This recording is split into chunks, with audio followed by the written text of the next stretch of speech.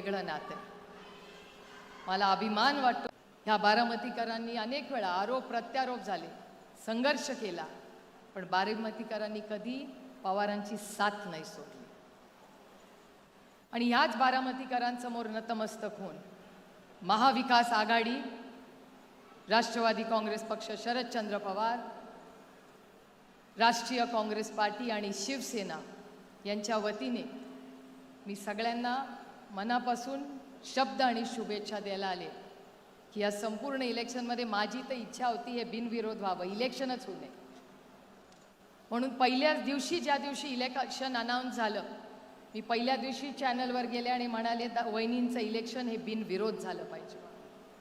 दुर्दैव आहे की काही लोकांचे फॉर्म अजूनही राहिले, पण ठीक आहे, आता मतदान होईल, पण हे विक्रमी मतदान नक्की होईल ह्याच्याबद्दल माझ्या मनात तीळ मात्र शंका नाही.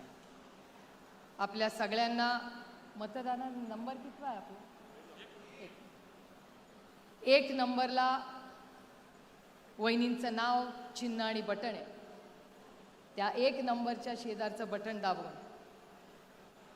दादाला आदरांजली, श्रद्धांजली द्या आणि वहिनींना साथ द्या ही विनंती करायला मी आले. ही दिवस आणि हा वेळ कुठल्याही बहिणीवर येऊ नये.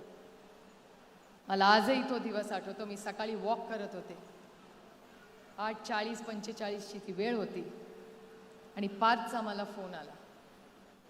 अनेक वेळा पार्थन मी फोनवर बोलतो, म्हणलं इतक्या सकाळी काय फोनवर काढलं? मला म्हणला डॅडीचं प्लेन पडलंय. म्हणलं काय पण बोलू नकोस. मला म्हणले आत्या जरा ऐका माझं, डॅडीचं प्लेन पडलंय. म्हटलं डॅडी कशावरनं त्या प्लेनमध्ये आहे? काहीतरी बोलू नको, चेक कर नीट. एका फोनवर तो माझ्याशी बोलत होता, दुसऱ्या फोनवर मुसळे इथे आहेत, मुसळेंना माहिती होतं आणि मुसळे, किरण गुजर हे सगळे तिथे होते आणि तिथून ते व्हिडिओनी पार्थला दाखवत होते ही घटना झाली. आजही असं डोळे बंद करून गेलं वाटतं की काय तो दिवस होता, काय ती परीक्षा आहे, काय झालं की ही अशी घटना किंवा हा दिवस आपल्यावर आला. आजही मला विश्वास बसत नाही. ते प्लेन बघायची हिंमत मी पण केली नाही. त्या दिवशी हेलिकॉप्टरने मी आणि वहिनी एकत्र आलो. वहिनींना आणि माझ्यात तर हिंमत पण नव्हती. पार्थ म्हणला बघायचं आहे, म्हणलं मला नाही हिंमत बाबा बघायची ती. मी डोळे बंद केले तेव्हा, कारण का मला अजूनही अपेक्षा होती की कदाचित त्या विमानात दादा नसेलच आणि असला तर दादा त्याच्यातून चालत बाहेर येईल. आपण कशाला वाईट विचार करायचा. पण झालं ते झालं. आपण आता एक शब्द सगळ्या बारामतीकरांनी एकामेकाला दिला पाहिजे की दादाची जी स्वप्न आहेत ती आपण सगळी एकत्र मिळून पूर्ण करू.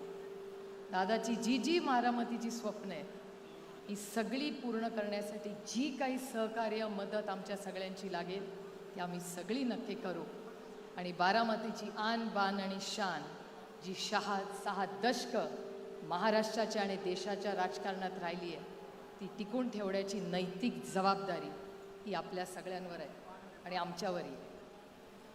आणि त्याच्यामुळे ती जबाबदारी मी पूर्णपणे पार पडीन.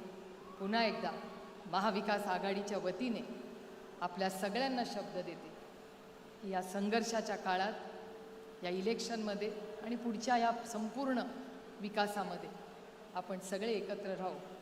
दादाला मनापासून आदरांजली अर्पण करते, श्रद्धांजली अर्पण करते आणि आपली रजा घेते.